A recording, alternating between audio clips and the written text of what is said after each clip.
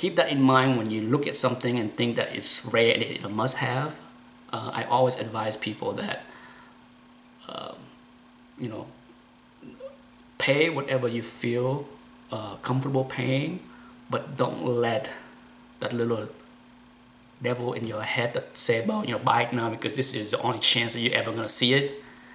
Don't listen to that little devil, okay? Because there are plenty of books out there.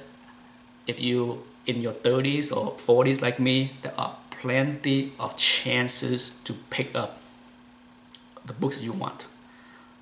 You know, I have a huge wish list still, but I don't buy a lot. You know, if I see something I like and I give it a shot, and if I don't win, it's no big deal. There's always something I want out there, always. Okay, there's no shortage of books that I would love to have in my collection or need to have in. I won't say need. There's no things a need or must have. Things that I would love to have for my collection, but if I can't get it at the price I'm willing to pay, then I pass. You know, it's luckily that kind of patience have done well for me over the years. I have been able to pick up a lot of good bargains at the right time, and that served me well. You know, and you know, for people that want to focus on the investment side of the business,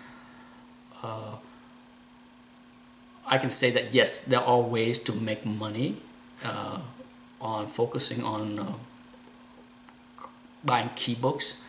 The way the market has evolved in the past 10 plus years, especially with the advent of CGC, is the focus on keys. You know, years ago, I think more people was completists than collectors that just focus on key issues only. I think now more and more collectors out there are focusing on keys. They may want to be a completist also, but the general feeling is that, you know, if you're gonna want to get a complete run of X-Men, grab the key book first, because they keep going up in prices. So it's one of those self-fulfilling prophecy. So even though they are not keys only collecting, they contribute to the growing trend where keys are more sought after, because everyone is afraid that if they don't buy it now, they're gonna miss out and then it's gonna go up. But what you have is a trend where keys keep going up while non-keys books are stagnated, if not going down, because less and less people want them.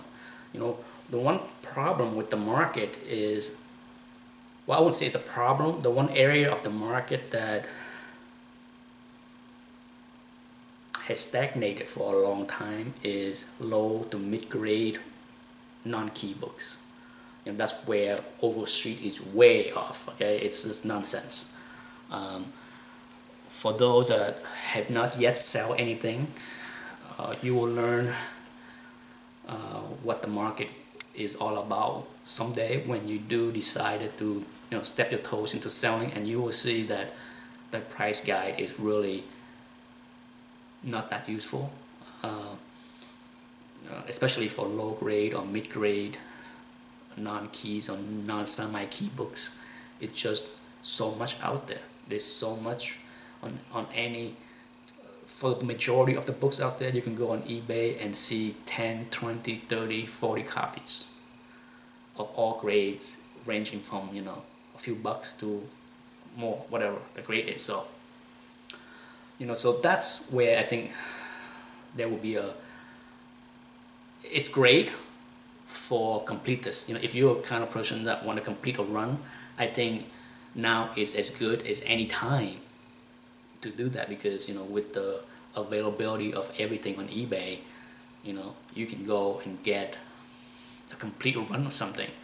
A while ago, you know, I went and grabbed a complete run of Defenders from 1 to 50, and it was like $200. You know, I mean, That's cheap, and some of the book was in decent shape. So it's not that inexpensive to get a complete run of anything if you want to have the books and not need ultra grade, high grade, and stuff like that. So for those that look to complete a series or just like to have a lot of books, and you buy mid-grade books, things that are 7.5 or below, or even 8.5 or below, you can get great deals. Okay, I'm not sure, if you can make money on those things down the road. Who knows what the markets will be, but those are available for so cheap right now, cheaper than ever in my opinion. And then if you look at the high-end market, like the key books, okay, the big key books out there that most people want to have in their collection is of course Amazing Fantasy, and that has appreciated for the most part year after year after year. The demand is, there's a lot of demand for it. Okay, the book is not scarce whatsoever. On any given day, on eBay, you see a few copies out there. And if you go to a convention, right, you likely, if you pay attention and count how many Amazing Fantasy you see on all the dealers' wall, I guarantee you can see 50. You can, or more, depending on how big the convention is, but some dealer might even have 3 to 4 copies on their wall. So it's not rare, but the demand over the supply have lifted that books up and keep the price high, and that's simple economics. So you look at the that's why the one area of the market that scare me is the speculation area, where a lot of modern books are sold for 5-10 times the cover value months, sometimes weeks after it was published, because the perceived rareness or scarcity of the book. I don't know. I'm not in that mindset of collecting modern books and pay $200 for them. So I don't understand the type of collectors that go out of their way to hunt down those variant or hot books that's going to be in movies, TV. I don't know. I think I'm not good with that. Okay, that's not how I enjoy the hobby. So I can tell everyone right off the bat that I have no idea how to speculate on comic books. Okay, right off the bat, I have no idea. I have never done it, so I have never buy anything because it's hard and hope to make money on it. But that being said, there are people that can do it.